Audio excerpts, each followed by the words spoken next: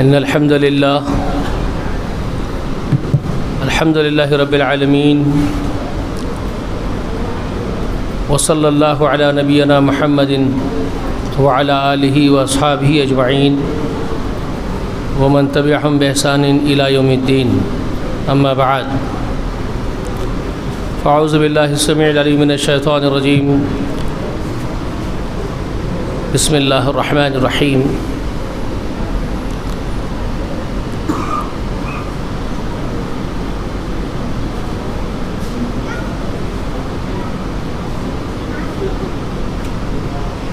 یا ایھا الناس قد جاءتکم برہان من ربکم وانزلنا الیکم نورا مبینا۔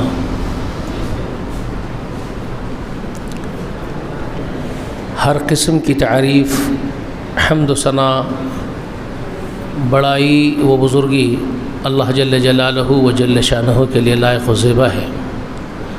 درود و سلام ہو تمام انبیاء و تمام مرسلین پر، خصوصاً اللہ کی انگینت رحمت و برکت نازل ہو نبی آخر الزماں محمد رسول اللہ صلی اللہ علیہ وآلہ وسلم پر۔ اللہم صلی علی محمد وعلی آل محمد وبارک وسلم۔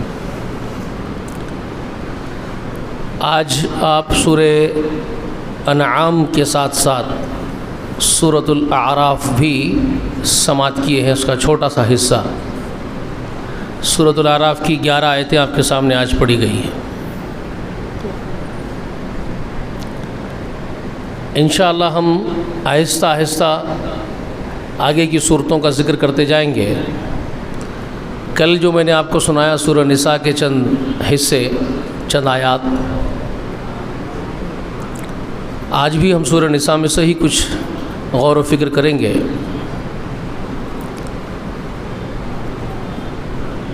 ایک اور مقام میں آپ کو بتاتا ہوں سورہ نساء کا۔ کل تو میں نے آپ کو 59ویں آیت کریمہ یا ایھا الذین آمنوا اطیعوا اللہ واطیعوا الرسول واولی الامر منکم والی آیات کا خلاصہ کیا آپ کے سامنے، ٹھیک ہے۔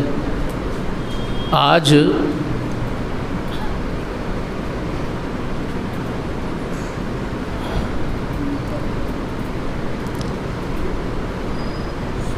ایک اہم بات کی طرف اشارہ کر دیتا ہوں۔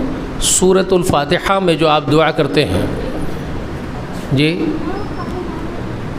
ہم جو دعا کرتے ہیں کیا ہے وہ ہماری دعا؟ یاد ہے ہر ایک کو یاد ہے نا؟ فاتحہ میں ہم کیا التجا کرتے ہیں؟ ایک تو اعتراف کرتے ہیں۔ پہلا جو حصہ ہے سورہ فاتحہ کا بہت عظیم صورت ہے، بہت مرتبہ آپ کو سنایا گیا۔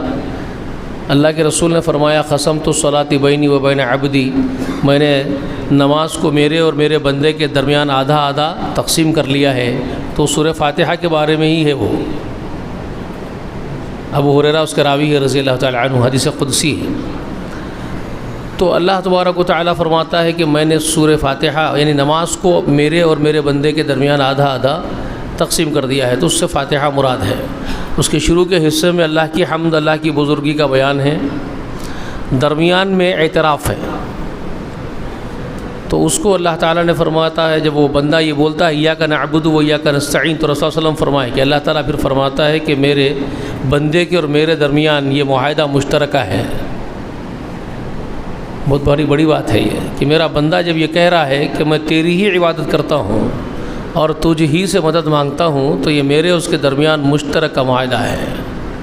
وہ ایسا ہی کرے گا، میری ہی عبادت کر کے مجھ ہی سے مجھ پر توکل کرتے ہوئے مجھ سے ہی مانگتے رہے گا، تو میں اس کو ہر وہ چیز عطا کروں گا جو مجھ سے مانگتا رہے گا۔ بات سمجھ میں آ گئی آپ لوگوں کو؟ جب اللہ ہی کی عبادت اخلاص کے ساتھ کر کے اس کا غلام اسی کے سامنے اپنی جھولی پسار کے اپنی التجا، اپنی بھیک مانگے گا، تو رب فرماتا ہے کہ میں اس کی جھولی بھرتے ہی رہوں گا، جو وہ مانگتے رہے گا میں اس کو دیتے رہوں گا۔ یہ اس کا اور میرا مشترکہ معاملہ ہے۔ سمجھ میں آئی بات آپ کو؟ اس کے بعد بندہ التجا کرتا ہے، کیا کہتا ہے وہ؟ اہدنا الصراط المستقیم، صراط مستقیم پر مجھے گامزن کر دے، اس پر مجھے چلا دے، یہ مانگ رہا ہے۔ اور ساتھ کیا مانگتا ہے؟ صراط الذین انعمت علیہم، راستہ صراط مستقیم وہ راستہ جس پر چلنے والوں کو آپ نے انعام کیا، انعام یافتہ لوگوں کا راستہ مانگتا ہے، غیر المغضوب علیہ ولا الضالین مانگتا ہے، جس پر غضب ہوا اور جو گمراہ ہو گئے ان سے بچا لے۔ ٹھیک ہے، آپ کو معلوم کیا ہے مستقیم صراط کیا ہے، یعنی صراط مستقیم کون سا راستہ ہے، وہ کیا ہے وہ چیز، اور وہ انعام یافتہ لوگ کون ہیں، وہ ہے سورہ نساء کے اندر ایک مقام پر آپ کو اس کو سمجھنے میں بہت آسانی ہوتی ہے۔ تو وہ کہاں ہے؟ تو آپ پڑھیے آیت نمبر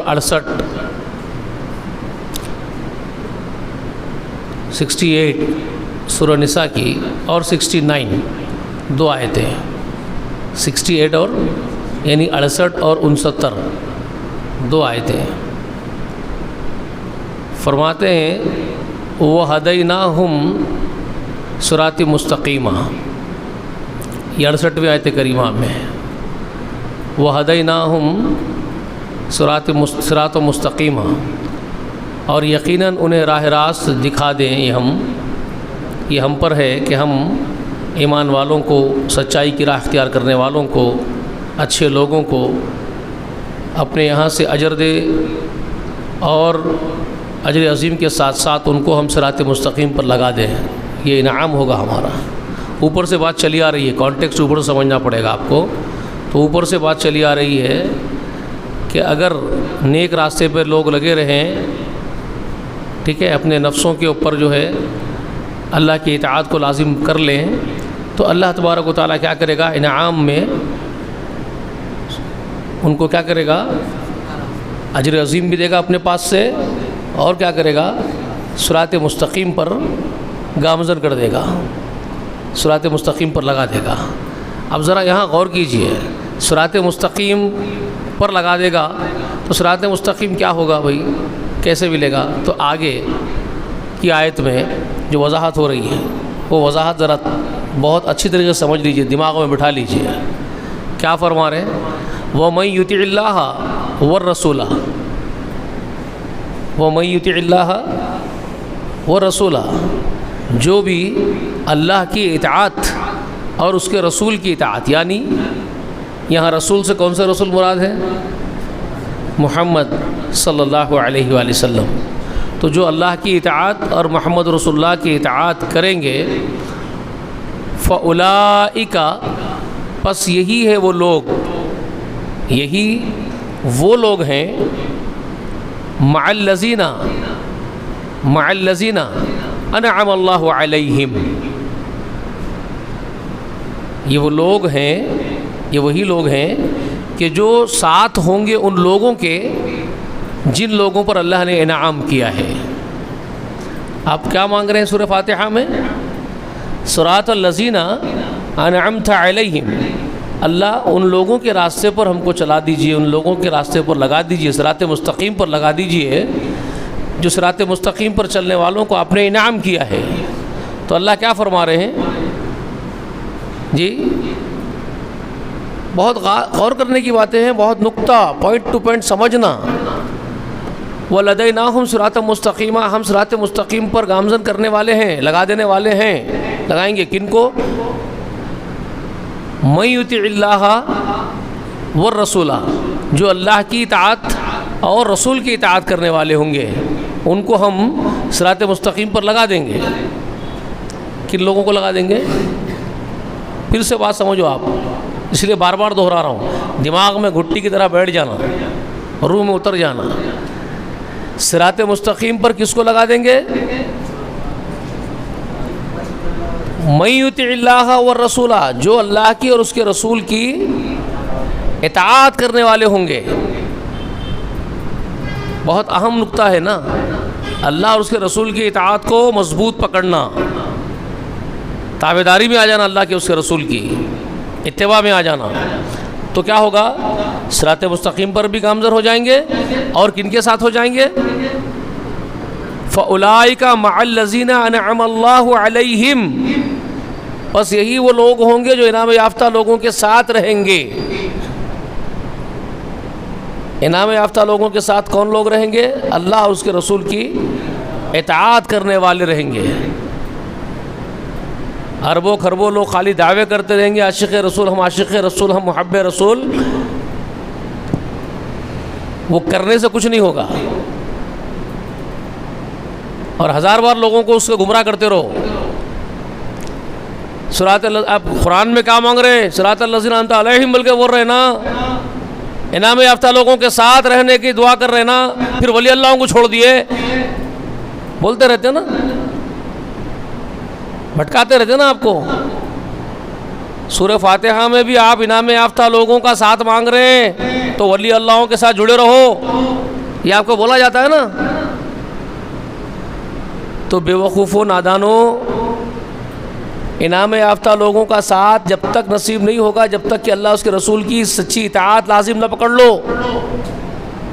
یہ قرآن کہہ رہا ہے آپ کے سامنے، ہم صراط مستقیم پر گامزن کریں گے، اور وہ لوگ کون ہوں گے؟ من یطع اللہ والرسول، جو اللہ کی اور اس کے رسول کی اطاعت کرنے والے ہوں گے۔ فاولئک مع الذین، بس یہ لوگ ہوں گے ان کے ساتھ، مع الذین انعم اللہ علیہم، جن پر اللہ نے انعام کیا ہے۔ اور وہ انعام یافتہ کون ہے؟ کون لوگ ہیں وہ؟ پہلے یہ بولو، انعام یافتہ۔ ہاں، یہ بول کے انعام یافتہ لوگوں کا ساتھ ہونا نا، تو پھر ولی اللہ کو پکڑے رہو۔ اس کے بعد میں کیا پکڑے رہو؟ ولی اللہ کن کو پکڑے رہو؟ ننگے کو پکڑے رہو، مہذوب کو پکڑے رہو، پاگل کو پکڑے رہو، سب ولی اللہ ہیں۔ ہاں، یہ بی بی کو، وہ بی بی کو، وہ بابا کو، بابا کو پکڑے رہو۔ یہ ہے انعام یافتہ لوگ ان کے پاس۔ اور قرآن کس کو پیش کر رہا ہے؟ اب وہ کون لوگ ہیں وہ بھی بتا رہے ہیں اس میں اللہ تعالیٰ۔ فاولئک، بس وہ لوگ ہیں مع الذین انعم اللہ علیہم، ان کے ساتھ ہوں گے جن کو اللہ نے انعام کیا ہے جن لوگوں پر۔ اور وہ کون لوگ ہیں؟ قرآن اس کو بھی کھول رہا ہے۔ من النبیین، کیا فرما رہے اللہ؟ من النبیین، وہ نبیوں میں سے ہے انعام یافتہ لوگ، انبیاء ہے وہ سب سے پہلے اور چوٹی کے۔ انعام یافتہ لوگوں کی سب سے اونچا درجے کے جو لوگ ہیں وہ کون ہیں؟ منعم علیہم، جن کو کہا جاتا ہے منعم علیہم، یعنی جن پر انعام کیا گیا۔ تو منعم علیہم کون؟ جن پر اللہ نے انعام کیا، وہ کون لوگ؟ سب سے چوٹی کے۔ من النبیین، وہ نبیوں میں سے ہے، والصدیقین، اور وہ صدیقین میں سے ہے، یعنی نبیوں کی دعوتوں کی صداقت جنہوں نے کی، تصدیق جنہوں نے کی، جو صدیقین ہیں۔ اس امت کا صدیق کون سب سے بڑا؟ ہر امت میں صدیقین گزرے، ہر نبی کے امتیوں میں، اصحاب میں صدیقین رہے، اور اس امت کا سب سے بڑا صدیق کون؟ ابو بکر صدیق، سب سے بڑا صدیق اس امت کا۔ باقی پھر عمر بھی صدیقی ہے، عثمان بھی صدیق ہے، علی بھی صدیق ہے، تمام صحابہ صدیقین میں جائیں گے، لیکن صدیقین میں ٹاپ کا صدیق اکبر جس کو کہا جائے گا، صدیق اکبر سب سے بڑا صدیق وہ ہے صدیق اکبر ابو بکر صدیق رضی اللہ تعالیٰ۔ ٹھیک ہے، ان کا لقب ہی دے دیا رسول اللہ، ان کو لقب ہی رسول اللہ عطا کر دیا صدیق کا۔ تو ہر امت کے اندر، ہر نبی کے اندر صدیقین تھے جو نبیوں کی صداقت کرنے والے، ان کے ساتھ ڈٹ جانے والے۔ ٹھیک ہے، سمجھ میں آ رہی ہے بات؟ سورہ یاسین میں ایک واقعہ کھینچے اللہ تعالیٰ، معلوم ہے آپ لوگوں کو، ایک علاقے میں پہلے 2 رسول بھیجے، انہوں نے دونوں کی تکذیب کر دی، قوم کے لوگوں نے دونوں کو جھٹلا دیا۔ تو فعززنا بثالث، تو پھر ہم نے تیسرے کے ذریعے سے ان کی مدد کی۔ قالو، انہوں نے کہا آ کر کے قوم کے پاس، تینوں رسول آ کے سامنے آئے اور آ کر کے کیا کہا انہوں نے؟ ہم اللہ کی طرف سے بھیجے ہوئے رسول ہیں۔ تو یہ بدبخت قوم تینوں کا انکار کر دی، تم کچھ بھی نہیں ہو سوائے ایک بشر، ایک عام آدمی جیسے ہو، ہمارے جیسے ہی کھاتے پیتے بازاروں میں پھرتے تم، بس ہم تمہارے کو ایمان نہیں لاتے، تمہارے اوپر انکار کر دیا۔ تو انہوں نے کہا ربنا یعلم انا الیکم لمرسلون، ہمارا رب جانتا ہے کہ ہم تمہارے طرف بھیجے ہوئے اللہ کے پیغمبر رسول ہیں، وما علینا الا البلاغ المبین، ہمارے ذمے تو سوائے پہنچانے کے اور کچھ بھی نہیں ہے۔ ٹھیک ہے، تو بدبخت قوم نے دھمکیاں دی، کیا کہا انہوں نے؟ اگر تم باز نہیں آئے اپنی دعوت سے اور یہ بولنے سے کہ ہم نبی اللہ ہیں، ہم نبی اللہ، ایسا بولنا نہیں چھوڑے، اور اپنی دعوت دینا ایک اللہ کی طرف، سب کو چھوڑو، ایک اللہ کی پرستش کرو، اگر یہ باتیں نہیں بند کرے تم، ہمارے معبودوں کی تکذیب کرنے لگیں گے، تو پھر ہم تمہارے کو بہت خطرناک سزا دیں گے ہمارے یہاں سے۔ اب یہ دھمکیاں دی ہیں۔ تو واقعے میں اللہ تعالیٰ ذکر کرتے ہیں کہ پھر شہر کے کنارے سے ایک آدمی، ایک رجل نکل کر کے سامنے آئے اور انہوں نے کیا کہا کر کے اپنی قوم سے، میری قوم کے لوگوں، رسولوں کی بات مانو، ان کی تصدیق کرو، ان کی بات مانو، تم سے کوئی اجر نہیں مانگتے، وہ اس کام کے بدلے میں اجرت نہیں لے رہے ہیں تم سے۔ تو وہ کون ہے؟ وہ کھڑے ہو کر کے تصدیق کر رہا ہے، وہ بھی صدیق ہے۔ سمجھ میں آئی بات؟ وہ ایمان والا مومن جو بندہ نکل کے آیا، وہ صحابی جو نکل کے آئے ہیں، وہ صحابی ہے، وہ 3 رسولوں کے، وہ جو سارے قوم سے اپنے بھڑ گئے آ کر کے اور کہا کہ ان رسولوں کی تصدیق کرو، ان کی بات مانو، تم سے کوئی اجرت نہیں مانگ رہی ہے، تم کیا دے رہے ہو ان کو، تم سے کیا لے رہے ہیں تم سے ہی، ان کو جو بات بول رہے ہیں وہ حق ہے۔ اس کے بعد انہوں نے اپنے آپ کو پیش کرا، وَمَا لِيَ لَا أَعْبُدُ الَّذِي فَطَرَنِي، میں اس کی پرستش کیوں نہ کروں جو مجھے پیدا کیا ہے، فطرنی، جس نے مجھے پیدا کیا ہے، اور اسی کی طرف تم سب لوٹنے والے ہو۔ تصدیق کی، بالآخر لوگوں نے ان کو، قوم کے لوگوں نے اس آدمی کو مار دیا، ختم کر دیا۔ تو وہ بیچارے مرتے وقت بھی بولے تھے، یا لیت قومی یعلمون بما غفر لی ربی وجعلنی من المکرمین، یہ بولتے ہوئے بیچارے دنیا سے دم توڑے، کاش کہ میری قوم کو معلوم ہوتا، کاش میری قوم یہ بات جان لیتی کہ میرے رب نے میرے ساتھ کیسا اچھا معاملہ کیا ہے، مجھے معاف کر دیا گیا، مجھے عزت والا بنایا اللہ تعالیٰ نے، فرشتے عزت والے آ کے عزت سے لے کے جا رہے ہیں مجھے، تو مرتے ہوئے ان کی روح نکل کے جا رہی ہے، تب بھی وہ اپنی قوم کی تڑپ لے کر کے گئے اس دنیا سے، کاش میری قوم سمجھ لیتی اس بات کو۔ تو وہ کون تھے؟ وہ نبیوں کی تصدیق کرنے والے صدیق تھے۔ تو صدیقین کا معنی کیا ہے بتا رہا ہوں میں آپ کو۔ تو اللہ نے جن لوگوں پر انعام کیا وہ کون لوگ ہیں؟ پہلے تو سب سے پہلے نمبر 1 چوٹی پر جو لوگ ہیں انعام یافتہ، وہ کون؟ من النبیین، نبیوں کو اللہ نے انعام کیا ہے، سب سے بڑا نبیوں کا گروہ ہے وہ انعام یافتہ گروہ، اور ان کے نقش قدم پر چلتے ہوئے ان کی تصدیق کرنے والے، نبیوں کی تعلیمات کے لیے ڈٹ جانے والے، نبیوں کی بات کو سچا بتانے کے لیے سب سے بڑھ جانے والے،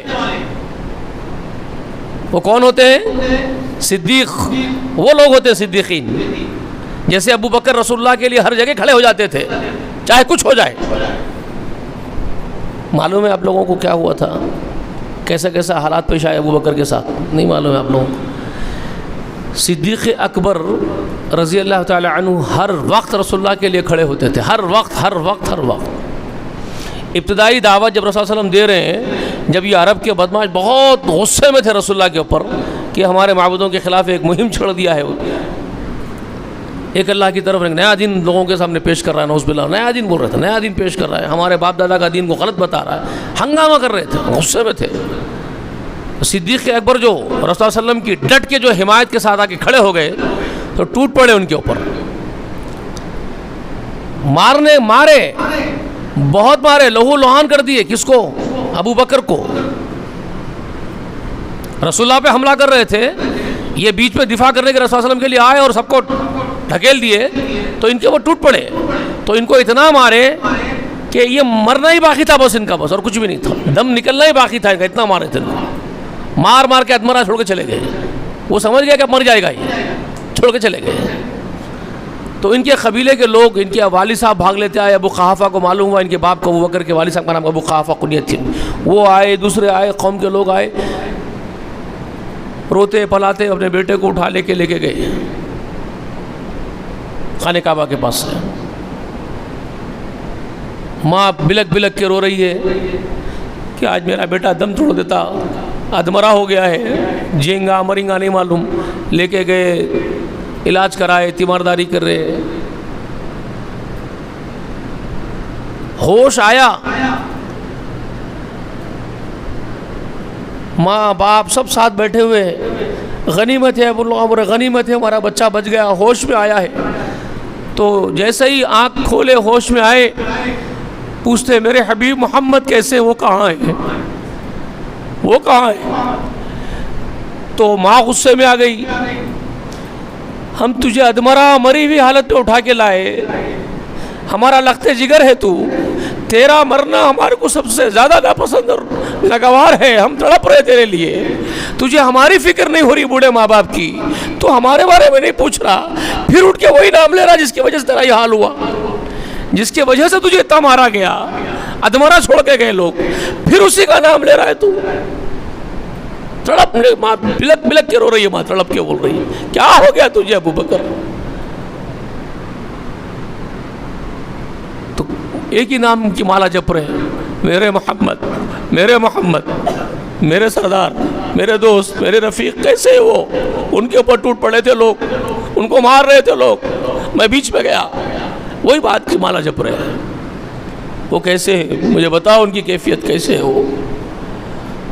تو لوگ پریشان ہو گئے، نہیں کھانا نہیں کھا رہے ہیں، کچھ بھی منہ میں نہیں ڈال رہے ہیں، پانی نہیں پی رہے ہیں. تو بول رہے لوگ اس کو لے کے جاؤ، ملاؤ محمد سے، ورنہ یہ کھائیں گا نہیں، پئیں گا نہیں، ایسے ہی مر جائے گا، دم توڑ دیں گا. یہ کندھوں پہ ہاتھ رکھ کے لوگ لے گئے تو گھسڑتے، پیر نہیں اٹھ رہے، گھسیٹتے رسول اللہ کے پاس، چہرہ دیکھ کے کہتے ہیں اب میں جیوں گا میرے محمد کے لیے صلی اللہ علیہ وسلم. اب جان میں جان آ گئی، آپ اچھے ہیں، سب اچھا ہے. تو یہ کیا دیوانہ پن تھا، سمجھ میں آ رہا ہے آپ کو؟ صدیقین یہ ہوتے ہیں، انبیاء کے ایسے محبوب، جان دے دیتے انبیاء کے اوپر اپنی. وہ جو سورہ یاسین میں اللہ سنا رہے ہیں واقعہ مومن کا، وہ یہی تو ہے، وہ رسولوں پہ اپنی جان دے دیا ہے، لوگ مار ڈالے اس کو، مر گیا. سمجھ میں آ رہی ہے بات آپ کو؟ تو انعام یافتہ لوگ ان کو کہا اللہ نے، یہ جھوٹے تم جیسے بٹے بازوں کے لیے نہیں ہے، یہ جو صرف جھوٹا دم بھرتے ہیں عاشق رسول ہونے کا، محب رسول ہونے کا.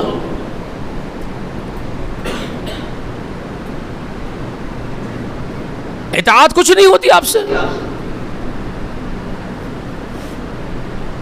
کچھ بھی نہیں ہوتی آپ سے اطاعت. گناہ نہیں چھوڑ سکتے، حرام خوری نہیں چھوڑ سکتے، سود خوری نہیں چھوڑ سکتے، رشوت نہیں چھوڑ سکتے، دھوکے بازیاں نہیں چھوڑ سکتے، جی سب چالو رہیں گی آپ کی. آپ تو صرف محمد رسول اللہ کے نام کو، اسلام کے نام کو، دین کے نام کو آپ اپنے مفاد کے لیے استعمال کرتے ہیں. ہر چیز مفاد کے لیے استعمال کرتے ہیں، اس کے ذریعے اپنا پاپی پیٹ بھرتے ہیں. آپ برا نہیں ماننا میرے بھائی، دین کو بنائے تو کھیل گیا، اور کھیل تو نہیں، اور کھیل کے اور کیا بنائے ان لوگوں نے. اگر کہیں زمین ڈال لینا ہے تو وہاں پر ایک 4 دیواری کا چلہ بنا دو، ہرا رنگ کر دو، اس کے اوپر ایک پتلا شیر کا بنا دو، ایک جھاڑ لگا دو، اور وہ زمین ڈال لے کے بیٹھ جاؤ. ارے میرے سامنے سے قبضے ہوئے ہیں صاحب.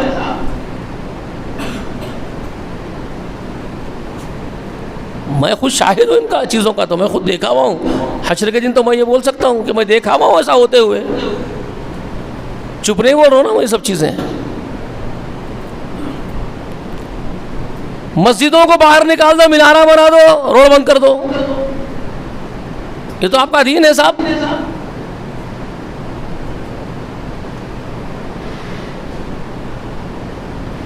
کیا نہیں کر رہے ہیں آپ اپنا پاپی پیٹ بھرنے کے لیے؟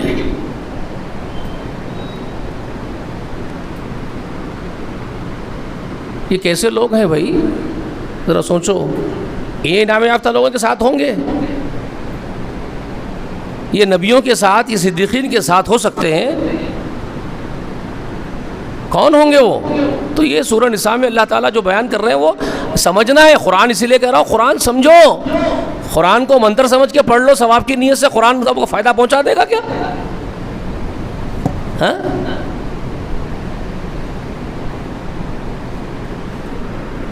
سمجھنے کی اللہ کی کتاب سمجھنے کے لیے آئے، اس پہ عمل کرنے کے لیے بھیجی گئی وہ کتاب. محض ثواب کمانے کے لیے نہیں بھیجا اللہ تعالیٰ. قرآن کو صرف ایک ثواب کی کتاب بنا کے بھیج دیے. جزدان میں لپیٹو، خوشبو لگاؤ، عطر لگاؤ، اچھے جزدان میں لپیٹو، آنکھوں کو چومتے جاؤ، سر کے اوپر رکھتے جاؤ، رکھ دو اس کو. بہت قدر کرے آپ قرآن کی. اگر اس پہ سمجھ کے اس کے مطابق عمل کر کے نہیں گئے تو جوتے لاتوں کے سوا کچھ نہیں. یاد رکھیے، پوچھا جائے گا اس لیے نہیں بھیجے تھے ہم تمہارے درمیان قرآن کو کہ چوم چوم کے رکھو اٹھا کے اس کو اوپر. بھیجے اس لیے تھے کہ اس پر عمل کرنا تھا تم کو، اس کے مطابق جو احکام ہم آپ کو سنائے تھے قرآن میں، وہ آپ کے عمل کرنے کے لیے سنائے تھے آپ کو. آپ سمجھے کتنا، عمل کرے کتنا، یہ پوچھا جائے گا آپ سے. تو سمجھنا تیاری نہیں ہے. جب سمجھنے کے لیے بیٹھیں گے کہ ایک چیز پر غور کریں گے تو آپ کو یہ باتیں معلوم ہوں گی. صراط مستقیم پر گامزن وہی ہوں گے جو من یطیع اللہ والرسول، جو اللہ اس کے رسول کی اطاعت کرنے والے لوگ ہوں گے، تابعداری کرنے والے ہوں گے. اور وہ لوگ ہوں گے فاولئک الذین، وہ لوگ ہی ہوں گے فاولئک مع الذین انعم اللہ علیہم، جن پر اللہ نے انعام کیا ان کے ساتھ وہ لوگ ہوں گے. اور وہ کون ہوں گے؟ من النبیین والصدیقین والشہداء والصالحین. شہداء جو اللہ کے دین کے خاطر اپنے وقت کھپانے والے، اپنا مال کھپانے والے، حتیٰ کہ یہاں تک کہ آخری حد یہ ہے کہ اپنی جان بھی کھپا دینے والے شہید، اپنی جان بھی کھپا دینے والے شہداء، صدیقین و شہداء، وہ ہیں انعام یافتہ لوگ. اور الصالحین، صالحین وہ جو انتہائی نیک ترین لوگ اللہ کی رضا کے خاطر جیتے اور اللہ کی رضا کے خاطر مرتے ہیں. صالحین وہ اللہ کے ولی، وہ لوگ. یہاں تو فترات میں بیٹھ کے گالیاں دینے والا، ننگا پھرنے والا بھی ولی اللہ ہو جاتا ہے.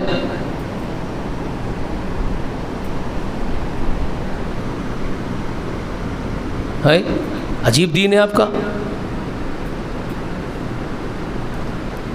اور آیت پیش کرتے جاتے ہیں لوگوں کو گمراہ کرنے کے لیے.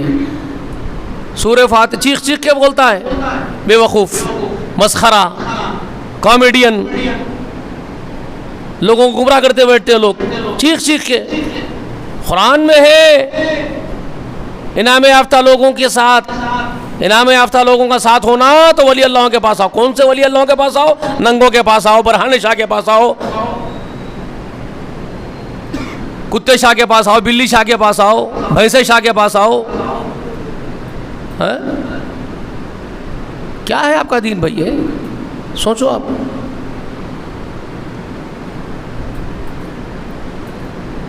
تو یہ نبی، انبیاء کی جماعت، صدیقین، شہداء، نیک صالحین، ان لوگوں کو کہا اللہ نے انعام یافتہ یہاں قرآن مقدس. پھر ان کو کہا وَحَسُنَ أُولَئِكَ رَفِيقًا، یہ ہے عمدہ آخرت کے بہترین ساتھی جو بنیں گے. ان سے اچھے کون ساتھی ہو سکتے ہیں؟ جنت کی رفاقت ملے گی ان کے ساتھ انشاءاللہ. تو کیا کرنا پڑے گا؟ اللہ اس کے رسول کی اطاعت پر گامزن ہونا پڑے گا. یہ بات سمجھ میں آ گئی یہاں سے؟ کلیئر؟ تو ایک مقام یہ تھا جو سمجھانا چاہ رہا تھا آپ لوگوں کو میں.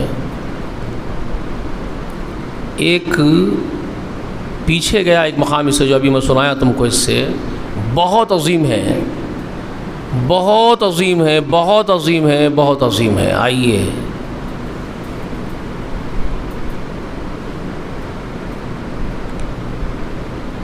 ایک تو یہ ٹکڑا جو میں بہت مرتبہ آپ لوگوں کو سناتا ہوں.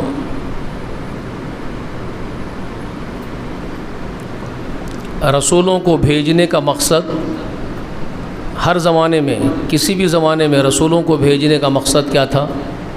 کئی مرتبہ سنایا آپ لوگوں کو. وما ارسلنا من رسول الا لیطاع باذن اللہ، کئی مرتبہ سنایا نا آپ لوگوں کو. جمعے میں بھی سناتے رہتا ہوں میں. کسی بھی رسول کو کسی بھی زمانے میں اللہ تعالیٰ جو بھیجے ہیں تو بھیجے جانے کا مقصد کیا ہے؟ کہ اللہ کے اذن سے اس رسول کی اطاعت کی جائے. رسول آتا ہی اطاعت، اللہ بھیجتے ہی اس لیے کہ اس کی اطاعت اللہ کے حکم سے کی جائے، کیونکہ وہ اللہ کا پیغام، اللہ کی بات تم کو سنانے والے ہوتے ہیں رسول ہر زمانے کے. وہ اپنی نہیں سناتے تمہارے کو، اپنی نہیں منواتے، وہ اپنی منوانے نہیں آتے، وہ اللہ کی باتیں سنانے، اللہ کی باتیں منوانے آتے ہیں. تو ان کی اطاعت کرنا اللہ ہی کی اطاعت کرنی ہوئی. ٹھیک ہے؟ تو یہ 64ویں آیت کریمہ جو ہے اور اس کے بعد 65ویں آیت کریمہ سورہ نساء کی، یہ بہت سمجھنے کی ہے. تو اس کے ابتدا میں ہی وہ بات ہے جو میں بول رہا ہوں آپ کو 64ویں آیت کریمہ کے. وما ارسلنا من رسول الا لیطاع باذن اللہ، ہم نے کسی بھی رسول کو نہیں بھیجا مگر بھیجے جانے کا مقصد یہی ہوتا ہے کہ اللہ کے اذن سے اس رسول کی اطاعت کی جائے. میں نے آپ سے کہا نا کہ سورہ نساء میں رسول اللہ کی اطاعت پر بہت زور دیا گیا ہے، اللہ اس کے رسول کی اطاعت پر زور ہے. تو وہ یہاں سے بھی معلوم ہو رہا ہے آپ کو. اس کے بعد کیا فرمایا؟ وَلَوْ أَنَّهُمْ إِذْ ظَلَمُوا أَنفُسَهُمْ جَاءُوكَ فَاسْتَغْفَرُوا اللَّهَ وَاسْتَغْفَرَ لَهُمُ الرَّسُولُ. اب یہ بہت خاص بات ہے. لَوَجَدُوا اللَّهَ تَوَّابًا رَحِيمًا، یہاں سے بھی بہت گمراہیاں پیدا کرتے ہیں، اس لیے میں وہ بھی سنا رہا ہوں آپ کو۔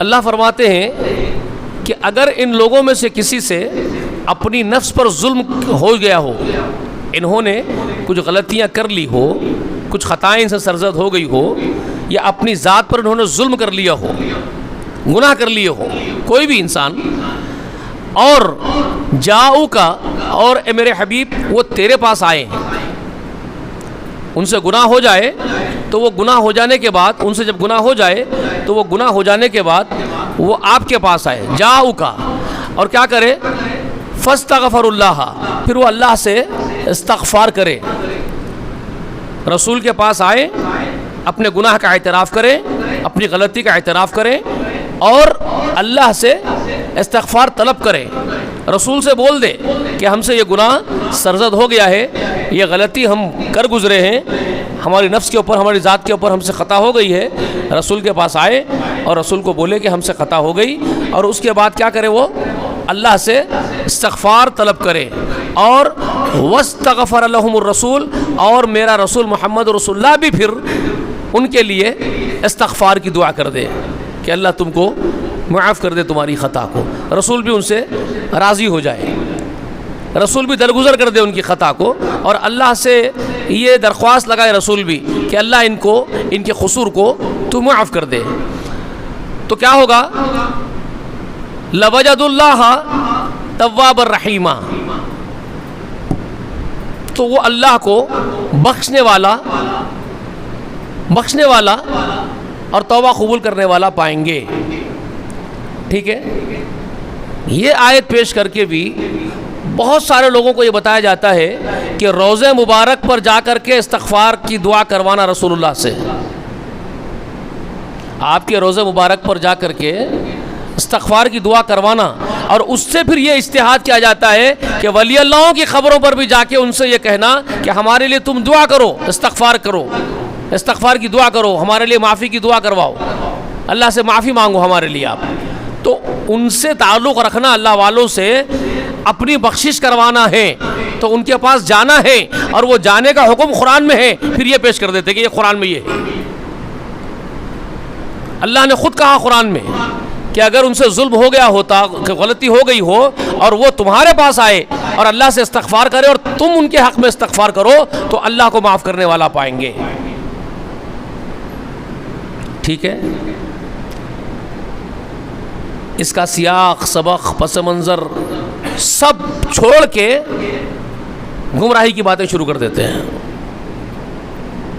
کہ رسول اللہ کی قبر مبارک پر جا کر کے آپ، اور پھر اسی سے دوسرے اولیاء کی خبر پہ بھی جانا نکال دیتے ہیں، رسول اللہ تک تو محدود نہیں رکھتے، اس کے آگے بڑھا دیتے اپنے اجتہاد کو اور قیاس کو، اور دوسرے اللہ کے ولیوں کی خبر پہ جانے کا جواز بھی اس سے نکال لیتے ہیں اس آیت کے ذریعے سے۔ اب ذرا اس کی وضاحت سن لیجئے۔ سب سے بڑا ظالم مر گیا، منافق عبداللہ ابن ابی السلول مر گیا، قرآن کے اندر ہے، سو بات بتا رہا ہوں آپ کو، باہر کی نہیں، مر گیا، پس منظر بتا رہا ہوں، اس کا بیٹا، وہ مومن تھے، عبداللہ ابن ابی السلول کے فرزند، وہ مومن ہے، رسول اللہ کے مقرب صحابی ہے، وہ آئے، آ کر کے کہتے ہیں رسول اللہ میرے باپ کا انتقال ہو گیا، آپ برائے مہربانی اپنا کرتا یا اپنا قمیص مجھے دے دیں گے تو میں اس میں اس کو لپیٹ کر کے دفنانا چاہتا ہوں۔ کیوں؟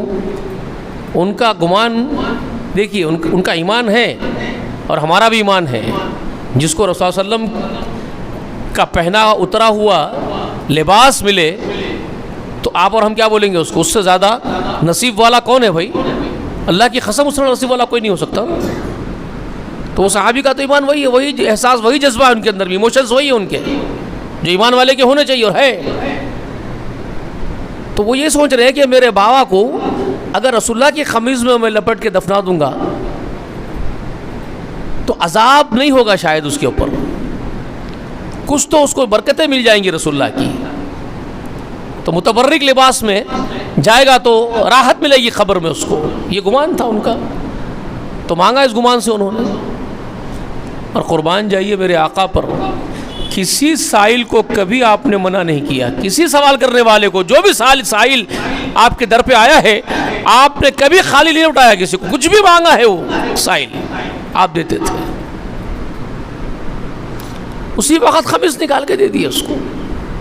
اللہم صلی علی محمد. کہا لے جاؤ، تمہارا یہ خیال ہے کہ تمہارے باپ کے عذاب میں تخفیف ہو جائے گی میرے قمیض سے، تو بالکل لے جاؤ. لے جا کے دے دیے. صدیق عمر فاروق بیچ میں آئے، نہیں دینا رسول اللہ اس بدبخت کو آپ کا قمیص.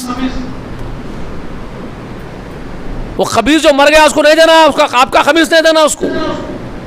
کیونکہ حضرت عمر کو معلوم ہے انہیں کتنا ذلیل تھا. رسول اللہ کی کس طرح حقارت بیان کرتا تھا، باہر لوگوں میں ہجو کرتا تھا، رسول اللہ کی مذاق اڑاتا تھا، سامنے جی حضوری کرتا تھا رسول اللہ کی، اور پلٹتے ہی برا بھلا بولتا تھا رسول اللہ کو.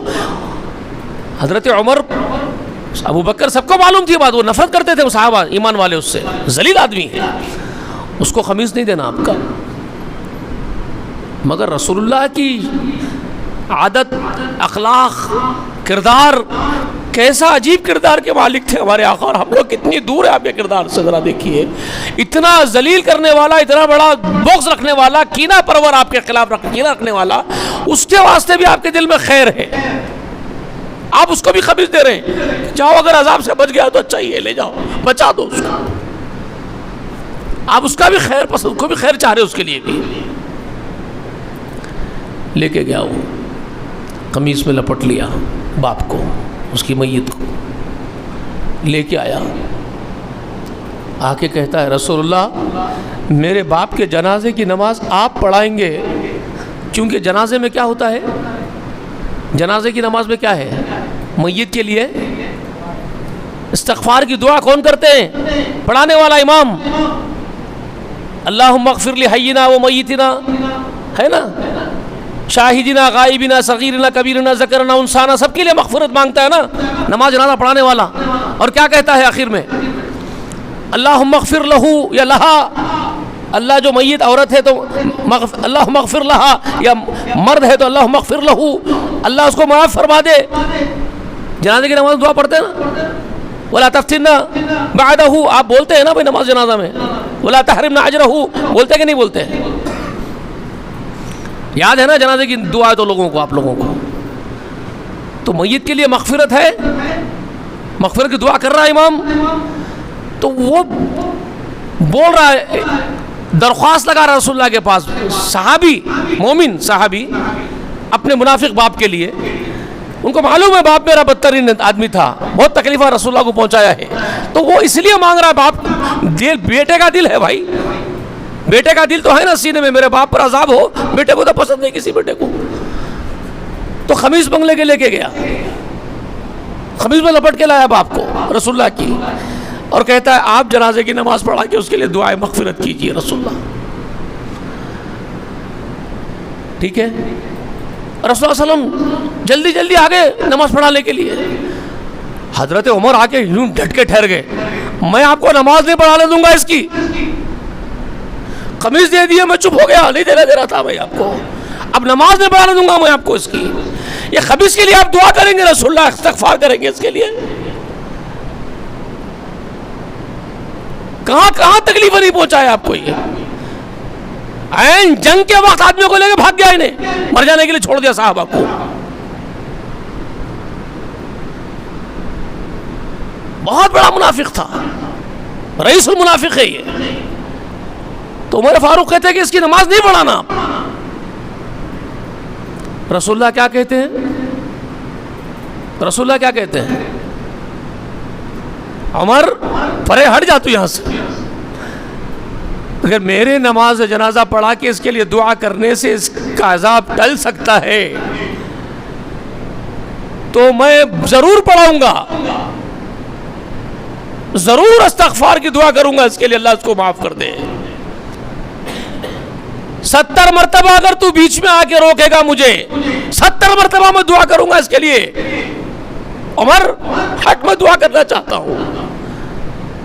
قرآن میں اللہ نے پھر وہ آیت نازل کر دی کہ محمد تم 70 مرتبہ دعا کرو گے اس منافق کے حق میں، اللہ 70 مرتبہ آپ کی دعا کو رد کر دے گا، منافق کے حق میں آپ کی دعا نہیں قبول کرے گا۔ حضرت عمر کی تائید میں قرآن نازل ہوا کہ عمر جو کہہ رہا ہے کہ اس منافق کی نماز نہیں پڑھانا، عمر سچ بول رہا ہے۔ آپ جذباتی ہو رہے محمد، اللہ فرما رہے میرے حبیب آپ جذباتی ہو رہے ہو، آپ اس کی نماز پڑھا کے غلطی کر رہے ہو، آپ اگر 70 مرتبہ اس کے لیے دعائیں مغفرت کریں گے آپ کی دعا نہیں قبول کی جائے گی۔ تو کیا معلوم ہوا یہاں سے؟ کیا معلوم ہوا اس واقعے سے پورے؟ جو اپنی ذاتوں پر ظلم کرے اور رسول کے پاس آئے، رسول بھی استغفار کرے تو اللہ معاف کرنا جس کو چاہے گا معاف کرے گا، جس کو نہیں معاف کرنا چاہے گا نہیں معاف کرے گا۔ اگرچہ کہ محمد رسول اللہ دعا بھی کرے تب بھی اگر اللہ کو نہیں معاف کرنا ہے نہیں کرے گا۔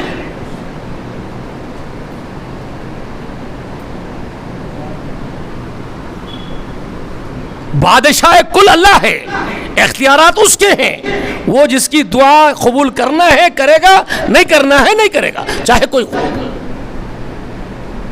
یہ آپ کو یاد ہے اسلام کی تعلیمات؟ منافق کی مغفرت نہیں ہوئی نا، رسول اللہ نے دعا کی تب بھی نہیں ہوئی۔ سمجھ میں آ گئی بات اب آپ کو؟ یہ پس منظر بھی تو سمجھو۔ ہاں یہ ایمان والوں کے لیے ہے۔ جب رسول بحیات بنفس نفیس عدالت فیصلے کے لیے بیٹھتے تھے مسند پر، وہ اس وقت کی بات ہے۔ سمجھ میں آئی بات؟ رسول کے پاس لوگ آتے تھے، یہ اس واقعے کو پورا کنٹینیویشن کیا جا رہا ہے۔ اس کے اندر ایک واقعہ جو پیش آیا وہ واقعہ میں سناتا ہوں آپ، یہ کس ضمن میں یہ بات کہی جا رہی ہے، یہ کیا ہوا تھا۔ یہ صحیح بخاری میں مسند میں ایک واقعہ ہے، صحیحین کے اندر امام بخاری نقل کرتے۔ ایک باغیچہ تھا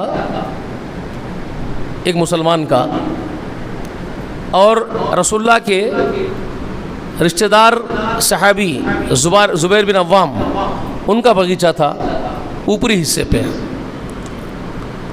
چڑھاؤ پہ ٹیک پہ باغیچہ تھا زبیر بن عوام کا، ٹھیک ہے، چڑھاؤ پہ تھا، اور ڈھلاؤ نیچے اترنے کے بعد ہموار زمین پہ ایک باغیچہ تھا ایک اور مسلمان صحابی کا۔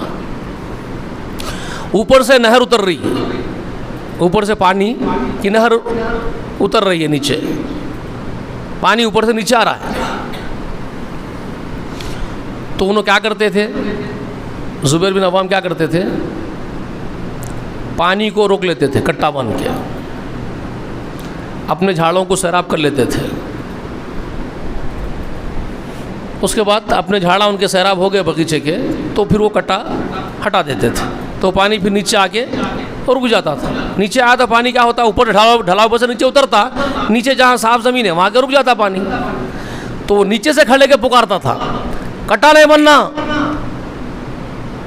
پانی نہیں روکنا تم اوپر۔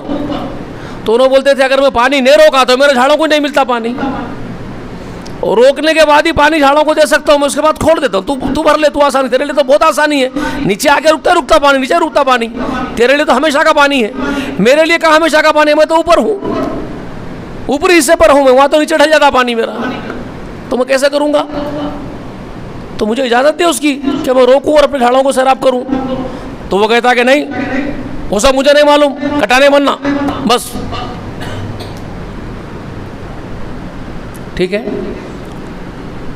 عدالت میں آیا کیس، بارگاہ رسالت میں آپ صلی اللہ علیہ وسلم، تو اب ہمارے آقا علیہ الصلوۃ والسلام پوری نوعیت معلوم کر لیے، اصل ہے کیا مسئلہ اختلاف کا دونوں کے، جا کے پورا سروے کرے، دیکھے کیا کیا ہو رہا، اوپر ہے وہاں سے پانی آ رہا، نیچے آ کے رک جا رہا.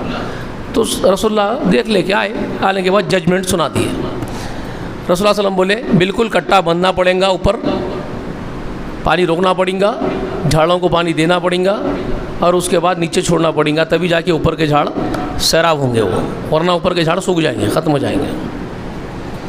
تو انہیں کیا بول رہا نیچے والا وہ، ہاں آپ کے رشتہ دار ہیں بول کے بول رہے ہیں آپ.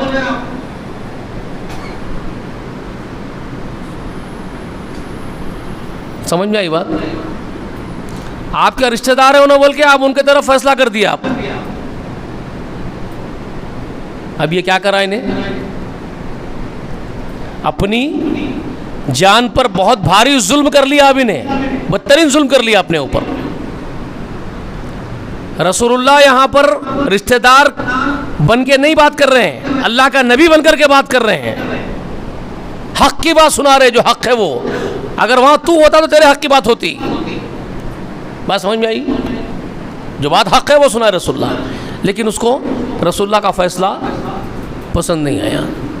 ایک یہ واقعہ ان آیات کا پس منظر ہے. ایک اور واقعہ بھی ہے. ایک اور واقعہ کیا ہے؟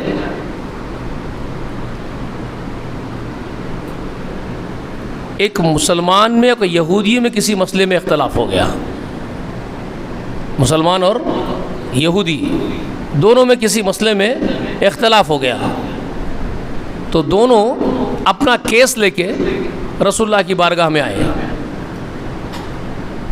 عدالت محمد میں صلی اللہ علیہ وسلم میں آئے. کیس رکھے اپنا. رسول اللہ پورا سروے کرا لیے، پورا کیس ڈیٹیلنگ کے ساتھ دیکھ لیے کیا ہے. اس کے بعد آپ صلی اللہ علیہ وسلم ججمنٹ سنا دیے، فیصلہ سنا دیے. تو مسلمان صاحب غلطی پہ تھے، ظلم کر رہے تھے، یہودی مظلوم تھا، وہاں پہ ظلم سہ رہا تھا ان کا. تو پورا سروے ہونے کے بعد رسول اللہ صلی اللہ علیہ وسلم بولے یہودی کا حق ہے وہ، اس کو دے دیا جائے. کیس ہو گیا، عدالت برخاست ہو گئی. باہر نکلے تو انہیں کیا بول رہا، مسلمان جو اپنے آپ کو بول رہا تھا وہ یہودی کو بول رہا ان سے بھی اچھا فیصلہ کرنے والے کے پاس جائیں گے، چلو. ابھی میں راضی نہیں ہوا یہ فیصلے سے. اعوذ باللہ ثم نعوذ باللہ ثم نعوذ باللہ، میں راضی نہیں ہوا اس فیصلے سے بول رہا. ٹھیک ہے، تو وہاں کسی اور کے پاس چلتے ہیں. تو وہ یہودی کو ایک دم شوق ہو گیا. انہیں بولا تم ان کو اللہ کا پیغمبر، اللہ کا رسول مان کے ایمان لائے نا، تب تو مسلمان ہوا تو. اور تو کیسا مسلمان کہ تو اپنے نبی کی بات پر مطمئن نہیں ہے، اب بھی تجھے اطمینان نہیں ہو رہا اور تو بول رہا کہیں اور جائیں گے. تو ایسا کیسا ان پر ایمان لایا تو بھائی؟ تو انہیں بول رہا یہ سب چھوڑ، تیرے میرے جھگڑے کی بات ہے، فیصلہ کرانا ہے تو کہیں اور چل میرے ساتھ. تو یہودی بولا ٹھیک ہے، میں تو حق پہ ہوں بھائی، میں تو مطمئن ہوں، تو جہاں بولے گا میں وہاں آتا ہوں، چل. لے کے گئے، جا کے ایک گھر پہ دستک دیے. کس کے گھر پہ معلوم ہے؟ عمر فاروق کے. عمر فاروق کے گھر پہ گئے. وہ نام ہی فاروق، اللہ کے رسول صلی اللہ علیہ وسلم خود لقب دیے سو فاروق، حق اور باطل کا فرق کرنے والا عظیم اللہ کا بندہ تھا، غلام، اللہ کا عظیم غلام ہے وہ. وہاں دستک دیے. آپ باہر آئے، بولے کیا بات ہے؟ تو انہیں پورا وہ مسلمان جو سامنے آیا تھا بڑے اس سے آیا کہ عمر جو ہے جذباتی ہو کے مسلمان اپنا ہے بول کے فیصلہ کر دیں گے. سمجھ رہا ہوں نے یہودی سے نفرت کرتے، معلوم ہے اس کو عمر جو ہے یہودیوں سے اور اللہ کے نافرمانوں سے ذرا زیادہ ہی غصے میں رہتے.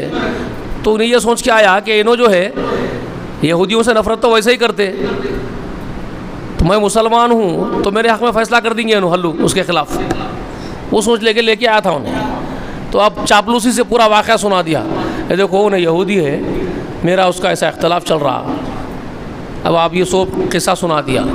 اب آپ بولو میرا حق ہے یا اس کا حق ہے؟ پورا سنایا. حضرت عمر پوری بات سنے اس کی، کچھ بھی ابھی فیصلہ کرے نہیں، بولے نہیں منہ سے، ابھی سوچ رہے کیا بولوں. تو یہودی پکارا وہاں سے، پکار کے بولا کچھ بھی بول رہے ہوں گے آپ سوچ کے بول لینا, دور ٹھہر کے بات کر رہا ہوں, نزدیک نہیں آ رہا عمر کے, معلوم ہے نفرت کرتے, اس کو بھی معلوم ہے ہمارے لوگوں کو پسند نہیں کرتے ہم. تو بول رہا سوچ کے بولنا, ہم تمہارے نبی کے پاس گئے تھے, انہیں لے کے گیا تھا, اور تمہارے نبی فیصلہ میرے حق میں کر دیا, میں حق پہ بول کے بول دیا, اس کو بولے دے دو, بولے انہیں نہیں مان رہا نبی کے تمہارے فیصلے کو, تمہارے پاس لے کے آیا, اب سوچ کے بولنا تم, بول کے بولا انہیں پکار کے.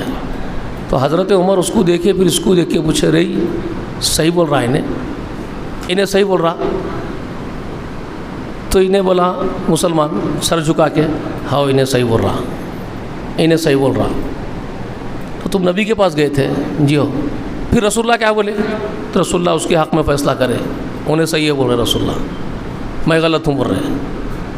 تو میرے پاس کہیں کو آیا, پوچھے عمر پوچھے میرے پاس کہیں کو آیا, نہیں آپ فیصلہ کچھ سوچ سمجھ کے کریں گے بول کے آپ کے پاس آیا. تو پوچھے اچھا میں جو فیصلہ کروں گا تیرے کو منظور رہیں گا, میرا ہر فیصلہ تیرے کو منظور ہے, میں جو بھی فیصلہ کرا منظور. تو اب چارہ نہیں ہے اس کے پاس, آیا نا. تو بولا ہاؤ منظور ہے, آپ جو بھی فیصلہ کریں. انہیں کیا سمجھ رہا, اب انہوں اگر وہ بولے بھی تو وہ بولتے ہوں گے اس کے حق میں بول کے, اور کیا بولیں گے, وہ تو سمجھ رہا انہیں, ہاؤ آپ جو بھی فیصلہ کریں گے منظور ہے, یا میرے حق میں ہوگا اس کے حق میں ہوگا, تج گمان ہے اس کا, یا فیصلہ میرے حق میں یا اس کے حق میں بولیں گے, اتنا ہی سمجھ رہا انہیں. ہاؤ آپ جو فیصلہ کریں گے منظور. بولا پھنس گیا بول کے, گیا گئی بھینس پانی میں. بولا آپ کا ہر فیصلہ منظور. بولا تو بولے تو اب یہ بات پہ گواہ رہنا. عمر بولے تو یہی بات پہ اٹل اور گواہ رہنا, میرا ہر فیصلہ تجھے منظور. انہیں بولا ہاں منظور, ٹھیک ہے فیصلہ سنا رہا ہوں میں, ٹھہر یہیں, بولے یہیں ٹھہر, ابھی آ رہا ہوں. بولے اندر گھسے, تلوار کھینچے, سٹ بول کے نیام میں سے لا کے ایک مارے, گردن گرا دیا اس کے نیچے, ختم, گردن ہی گرا دی نیچے اس کی, خون کے فوارے اڑ رہے. یہودی چیخا مارتے ہیبت کے مارے بھاگا وہاں سے, اب یہ میرے کو مار ڈالتے نو بول کے, اس کو تو مار دیا, گردن گرا دیا اس کی, میں بھی نہیں رہتا ہوں, بھاگا چیخ لیتے ہوئے. عمر مار ڈالا, چیختے بھاگا. پورا مدینہ کوہرام ہو گیا, کیا ہوا, عمر مار دیا. کس کو مار دیا, ایک مسلمان فلاں کو مار دیا, مسلمان کو مار دیا. عمر خود مسلمان کو مار دیا. اب وہ گڑبڑ ہو گئی, خود ہنگامہ ہو گیا, عمر خود مسلمان کو مار دیا. اب وہ کیس بن گیا بڑا کہ عمر ایک مسلمان کا قتل کر دیا, اس کی گردن گرا دی نیچے. پھر رسول اللہ صلی اللہ علیہ وسلم کی بارگاہ میں آ گیا وہ کیس. حضرت عمر آگے کٹگرے میں کھڑے ہو گئے, کٹگرے میں کھڑے کر دیا ان کو, تم آؤ, کیا ہوا, کہیں کو مارے. رسول اللہ میرے پاس آیا, جو فیصلہ آپ کریں گے میرے کو منظور ہے بول کے انہیں بولا, میں اس کو گواہ بنایا, جو فیصلہ میرا ہے تیرے کو منظور ہے. تو انہیں بولا ہاں جو فیصلہ آپ کریں منظور ہے. بولا میں میرا فیصلہ سنایا, میرا فیصلہ یہی ہے. تو کیا ہوا اصل, پوچھ رہے رسول اللہ. تو ہوا یہ پورا واقعہ سنا دیے. ایک کیس ایک یہودی کا ایک مسلمان کا آپ کی بارگاہ میں آیا تھا, آپ فیصلہ کر دیے تھے, یہودی کے حق میں کر دیے تھے. اب اس کا کام تھا مسلمان کا, رسول اللہ جو فیصلہ سنا دیے وہ آمنا صدقنا بولنا چلے جانا. انہیں رسول اللہ کا فیصلہ منظور نہیں ہوا اس کو, تو انہیں میرے پاس آیا فیصلہ لے کے, میرے سے فیصلہ کرانے آیا,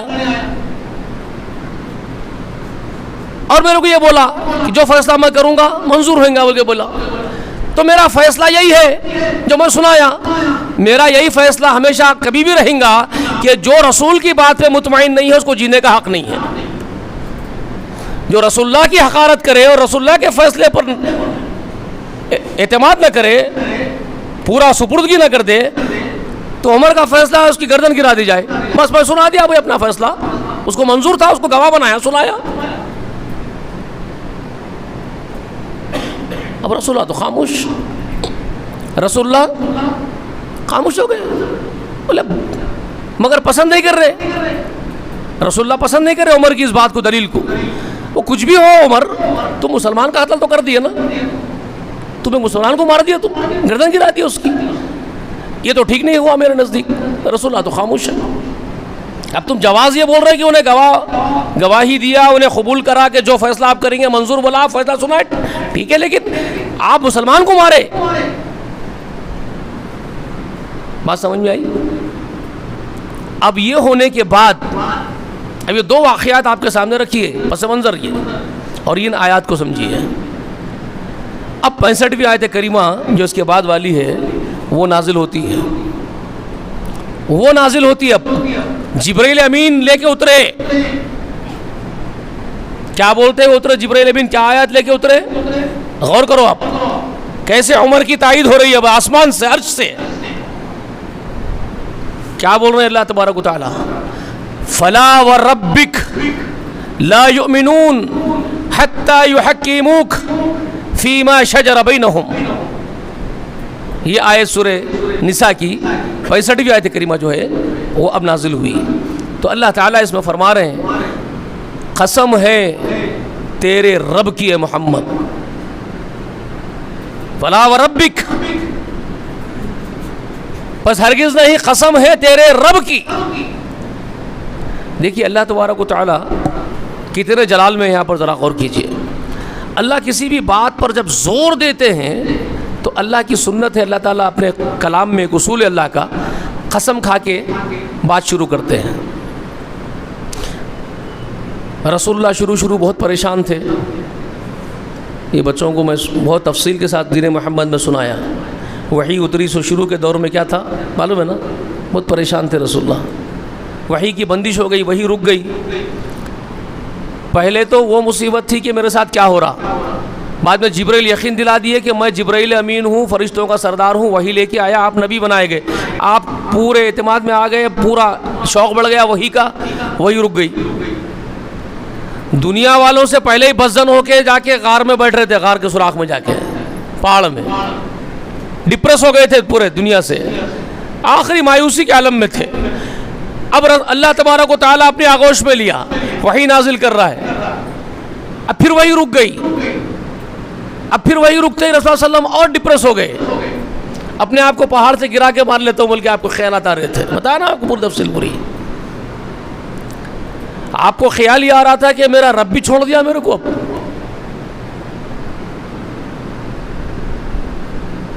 اب تو دنیا والے اور تانے ماریں گے مجھے. تو وہاں اب رسول اللہ صلی اللہ علیہ وسلم کے لیے پھر وہ آیات نازل ہوتی ہے، وَالضُّحَىٰ وَاللَّيْلِ إِذَا سَجَىٰ. جب چاند سورج چڑھنے لگتا ہے صبح کا، اس کو کہتے ہیں ضحیٰ. قسم ہے میرے حبیب ضحیٰ کی، صبح کے وقت کی، چاند کے وقت کی.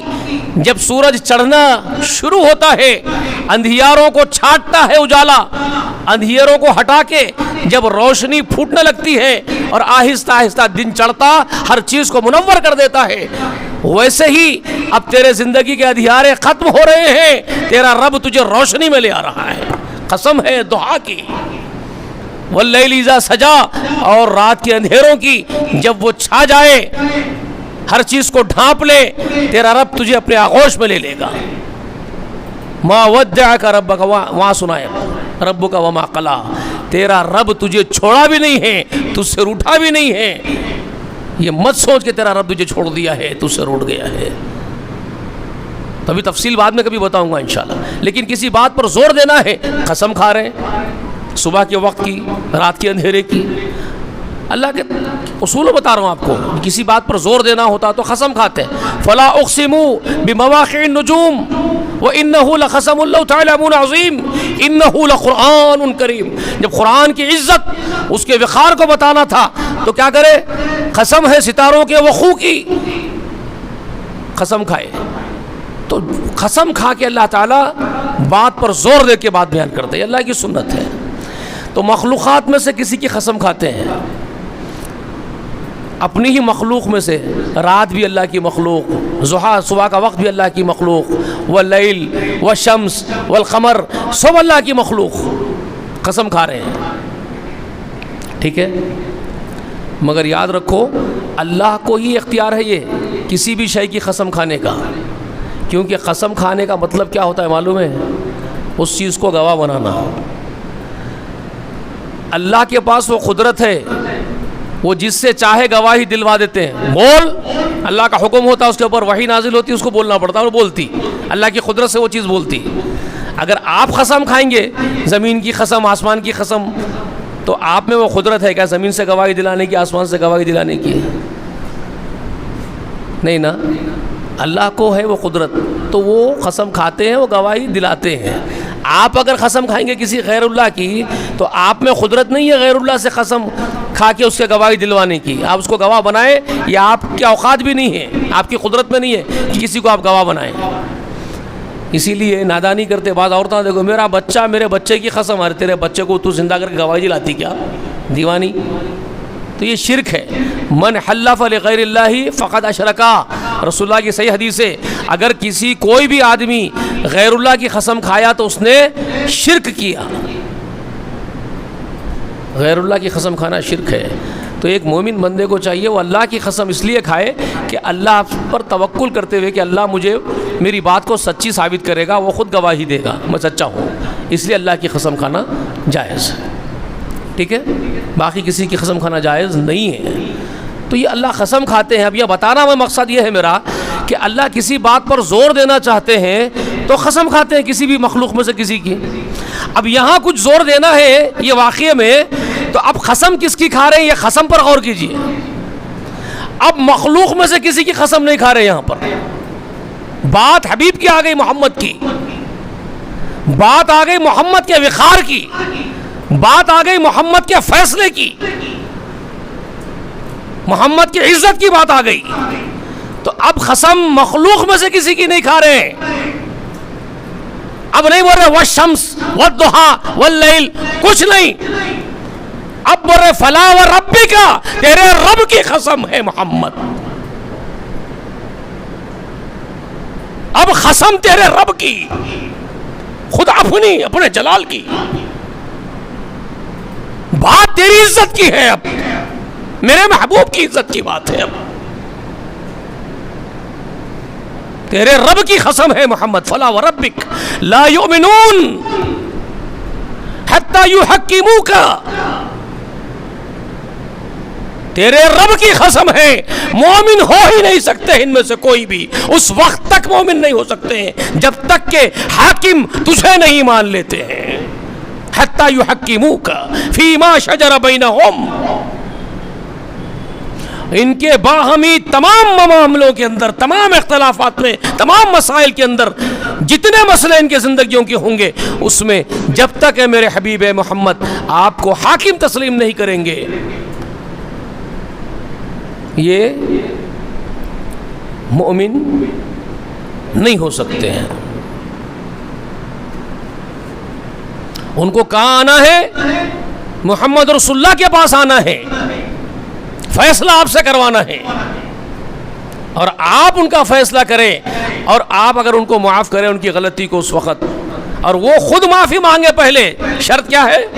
فاستغفروا اللہ واستغفروا والرسول لہم، رسول بعد میں ان کے لیے پھر استغفار ایک ریکمنڈ بھی لگا دے، رسول کی سفارش لگ جائے. پھر وہ پہلے خود معافی مانگے اللہ سے. تو رجوع ہونے والا پہلے اللہ کی بارگاہ میں رجوع ہوگا، بارگاہ الہی میں رجوع ہو، وہاں استغفار کرے، وہاں اپنی غلطی کو اعتراف کر کے اللہ کے سامنے رکھے، استغفار کرے، پھر رسول سفارش کرے اس کی. یہ ہے کانٹیکس پورا یہ 64 اور 65 کا. تو وہ بات فرما رہے لوجد اللہ، پھر اللہ تعالیٰ کو پائے گا معاف کرنے والا، توبہ قبول کرنے والا، تواب الرحیمہ پائے گا اللہ کو. آپ یہ سارا معاملہ جو ہے چھوڑ دیے، اللہ کی بارگاہ میں آنا ہے، اپنے گناہ کا اعتراف کرنا ہے، بارگاہ الہی میں، بارگاہ ربانی میں گناہ کا اعتراف کر کے خوب استغفار کرنا ہے. پھر رسول اللہ اس کے حق میں سفارش کریں گے تو معافی ملے گی.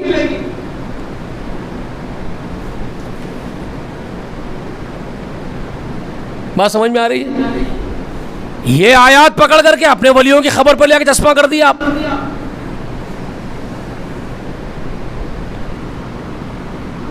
یہ کیسی غداری ہے ہوئی آپ کی؟ اور رسول اللہ کے تمام احکامات کو پس پوچھ ڈال دیے. ہاں، رسول اللہ کے تمام فیصلے پس پوچھ ڈال دیے آپ. قسم کھا کے اللہ فرما رہا ہے فلا وربک لا یؤمنون حتی یحکموک فیما شجر بینہم. اپنے باہمی تمام مسائل میں، تمام اختلافات میں آپ کو میرے حبیب محمد رسول اللہ حاکم نہیں مانیں گے، مومن نہیں ہوں گے. آپ کے رب کی قسم ہے. اور رسول اللہ کے فیصلے جب آ جائیں سامنے تو کیا کرنا پڑے گا؟ کیا فرما رہے ہیں؟ اپنے باہمی تمام مسائل میں، ایک دو نہیں، ایک دو مسئلے میں رسول اللہ کو حاکم مان لیں گے، باقی مسئلے میں یا 100 مسئلوں میں مانیں گے، ایک مسئلے میں 99 کو مانیں گے، ایک کو نہیں مانیں گے، نہیں، باہمی تمام مسئلوں میں رسول اللہ کو حاکم ماننا پڑے گا، یہ شرط لگائی اللہ نے۔ اس کے بعد کیا فرمایا؟ ثم لا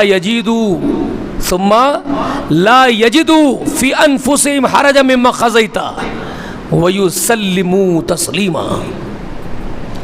پھر جب تیرا فیصلہ، تیرا حکم میرے حبیب ان کے سامنے آ جائے تو اپنے دلوں میں وہ کھٹکا بھی محسوس نہ کرے، ان کے دل میں ایک معمولی سے حرج بھی نہ پیدا ہو رسول کے فیصلے کے بعد۔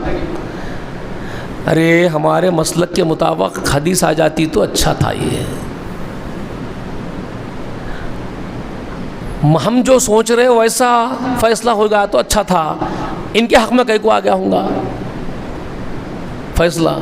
اگر یہ حرج بھی دل میں آ گیا، مان تو لے رہا کراہیت کے ساتھ، مان بھی رہا لیکن کراہیت آ گئی اس کے اندر ماننے میں، وہ خوش دلی سے سر تسلیم خم کر کے جوش سے نہیں مان رہا ہے، مانتے ہوئے بھی اگر کجی آ گئی دل کے اندر، کاش ایسا نہیں، اگر ایسا ہوتا تو اچھا تھا، اگر یہ سوچ بھی لیا، حرج بھی اس کے دل میں آیا، سر تسلیم خم نہیں کرا، تب بھی وہ ایمان کے دائرے سے نکل گیا۔ اللہ قسم کھا کے بول رہے ہیں فلا وربک لا یؤمنون حتی یحکموک فیما شجر بینہم ثم لا یجدوا فی انفسہم حرجا مما قضیت ویسلموا تسلیما۔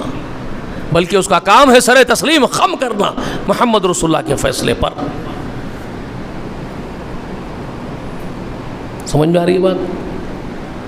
اب اس پس منظر میں حضرت عمر نے جو کیا، اللہ نے اس کی تائید کی، مسلمان کو مار دیا، مسلمان کو مار دیا، جو بوم پکارا ہو رہا ہے پورے مدینہ میں، عمر مار دیا۔ قسم ہے مومن ہو ہی نہیں سکتے ہیں کوئی بھی، اللہ کی قسم، اللہ خود کہہ رہے ہیں تیرے رب کی قسم محمد صلی اللہ علیہ وسلم، آپ کو حاکم نہیں مانتے تو مومن ہی نہیں۔ اب ذرا اپنے آپ کو دیکھ لو بھائی، آج کے معاشرے کو ذرا جھانک کے دیکھو، رسول اللہ کی احادیث سناؤ، رسول اللہ کے فیصلے سامنے رکھو تو وہ بدبخت بولیں گے ہمارے پاس تو یہ ہے، ہمارے ولیوں کا مذہب یہ، ہمارے اماموں کا مذہب یہ، ہمارے مرشدوں کا مذہب یہ۔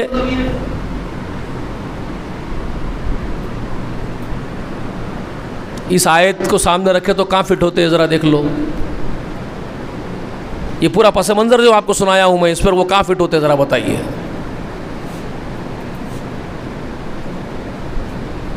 یہ بھی ایک مقام سورہ نساء کا جو بہت اہم تھا سمجھنے کا آپ لوگوں کو، ٹھیک ہے؟ تو صحابہ اکرام کا جو ایمان کا طریقہ ہے جو حضرت عمر پیش کر رہے ہیں وہ ہونا چاہیے۔ اسی لیے ابھی ایک آخری بھی سنا دیتا ہوں، ایک اسی وزن کی بات ہے، اس لیے سورہ نساء کے اختتام پر تو نہیں لیکن قریب 115 میں آیت نمبر 115 پڑھی آپ، 115 نکالو بیٹا سورہ نساء کی۔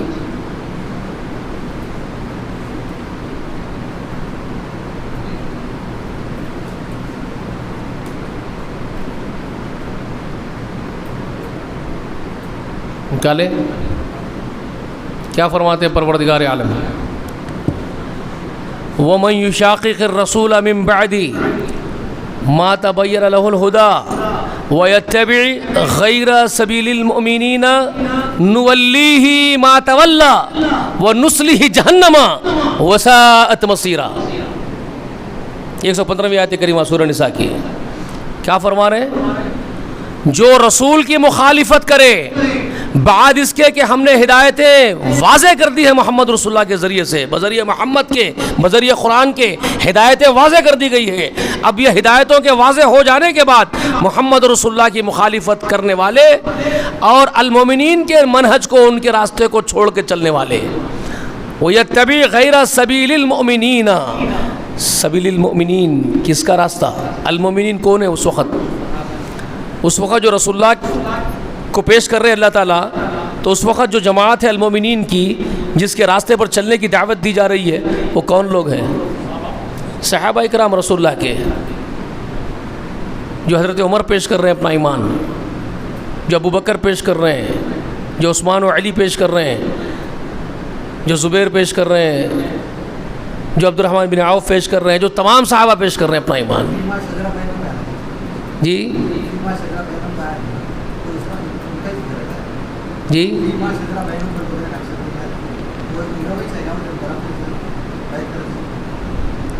نہیں، اپنے باہمی معاملے ہیں وہاں پر. فیما شجر بینہم سے اپنے آپسی تمام مسائل، بینہم ان کے بیچ کے تمام مسائل، تمام جھگڑے، تمام اختلافات، وہ مراد ہے وہاں فیما شجر بینہم. تو اپنے تمام باہمی بین، ان کے مابین جو بھی مسئلے ہیں، ان سب مسئلوں میں آپ کو حاکم ماننا پڑے گا. فیصلہ کرنے والا آپ کو ماننا پڑے گا، آپ کے فیصلے پر راضی ہونا پڑے گا. آپ کا فیصلہ آ جائے تو دل میں اگر کھٹکا بھی آ گیا تب بھی ایمان سے نکل گئے. کھٹکا بھی نہیں آنا چاہیے دل میں، ایک معمولی سی کجی بھی نہیں ہونا چاہیے کہ ایسا ہونے کے بجائے ایسا ہوتا تو اچھا تھا. اگر یہ بھی ہو گیا تو بھی ایمان سے نکل گئے. وہ ہے سورہ 65ویں آیت کریمہ میں سورہ نساء کی. اور یہاں جو فرما رہے ہیں 115ویں آیت میں کہ جو رسول کی مخالفت کرے، وَمَن يُشَاقِقِ الرَّسُولَ، انشقاق کرے رسول سے، رسول کے اگینسٹ چلے، جبکہ رسول کے ذریعے سے اللہ نے ہدایتیں واضح کر دی ہے. مِن بَعْدِ مَا تَبَيَّنَ لَهُ الْهُدَى، جبکہ اس کے لیے ہدایتیں واضح کر دی گئی ہے بذریعہ قرآن رسول اللہ پر نازل کر کے. اور وَيَتَّبِعْ غَيْرَ سَبِيلِ الْمُؤْمِنِينَ، اور پیروی کرے، اتباع کرے سبیل المومنین کو چھوڑ کر کے، یعنی صحابہ کے منہج کو، ان کے طریقے کو چھوڑ کر کے کسی اور راستے پر چلے، تو کیا ہوگا؟ نُوَلِّيهِ مَا تَوَلَّى، تو ہم اس کو ادھر ہی موڑ دیں گے جدھر وہ مڑ گیا ہے. جدھر وہ مڑا ہے رسول کو اور صحابہ کو چھوڑ کے، ان کے طریقے کو، ان کے نظریے کو چھوڑ کے جس طرف بھی اپنا رخ کیا ہے، تو نُوَلِّيهِ مَا تَوَلَّى، تو ہم اس کو ادھر ہی موڑ دیں گے جدھر وہ مڑ گیا ہے. وَنُصْلِهِ جَهَنَّمَ، اور اس کو جہنم میں داخل کر دیں گے. وَسَاءَتْ مَصِيرًا، جو بہت برا ٹھکانہ ہے جانے کا. یہ ہے سورہ نساء، یہ نساء ہے. اس کے بعد والی آیت کریمہ میں وہ بات ہے جو حضرت علی فرماتے ہیں کہ سب سے ڈرا دینے والی اور سب سے پسندیدہ ان کو آیت یہی تھی، ان اللہ لا یغفر ان یشرک بہ ویغفر ما دون ذلک لمن یشاء ومن یشرک باللہ فقد ضل ضلالا بعیدا. یہی آیت 48 نمبر پہ بھی ہے سورہ نساء کے اندر. 48ویں آیت بھی یہی ہے، اسی ضمن میں آئی ہے، اسی وزن پر ہے. ان اللہ لا یغفر ان یشرک بہ ویغفر ما دون ذلک لمن یشاء. وہاں پر کیا ہے؟ ومن یشرک باللہ، یہاں پر کیا ہے؟ فقط ضل ضلالا بعیدا ہے. وہاں کیا ہے؟ سورہ 48 آیت نکالو آپ.